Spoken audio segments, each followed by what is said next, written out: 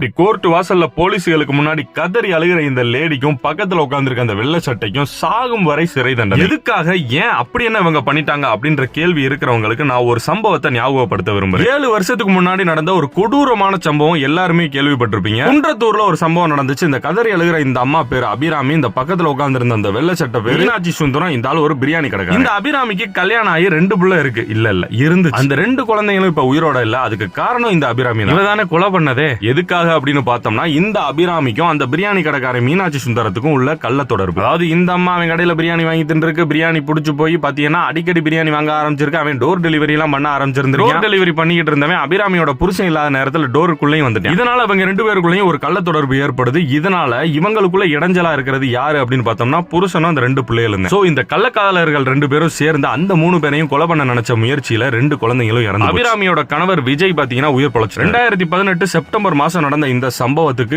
7 வருஷமா இந்த அம்மா ஜெயில இருந்துச்சு. இன்னைக்குதான் இந்த ஒரு குற்றத்துக்கு சில மணி நேரத்துக்கு முன்னாடி தீர்ப்பு வந்துச்சு. இவங்க 2 பேரும் தான் குற்றவாளி அப்படின்றது முழுமையா நிரூபிக்கப்பட்டு இவங்க 2 பேருக்கும் சாகும் வரை சிறை தண்டனை. இந்த ஒரு நியூஸை கேட்ட ஒருத்தவங்க மனசுலயும் 0.0001% கூட இந்த பொம்பளை மேல இறக்கம் வந்திருக்கு. இந்த வீடியோவை பாக்குற நிறைய பேருக்கு உன்னோட அரிப்புக்கு ஏண்டி அந்த 2 பச்சை பிள்ளைகளை கொன்ன அப்படின்ற ஒரு ஆதங்கம் மண்டையில ஓடிக்கிட்டே இருக்கு. எனக்கு என்னன்னா, அந்த மேல்முறையீடு அது இதுன்னு போயிட்டு இந்த தண்டனையை குறைச்சிடக்கூடாது, இதே தண்டனை கடைசி வரை இருக்கணும். இந்த அம்மா சாகுற வரை ஜெயில இருந்துட்டு வரணும். என்ன பிறவி இவளோட காம இச்சைக்கு இவ பெத்த 2 பிள்ளைகளே கொண்டிருக்கா பாருங்க.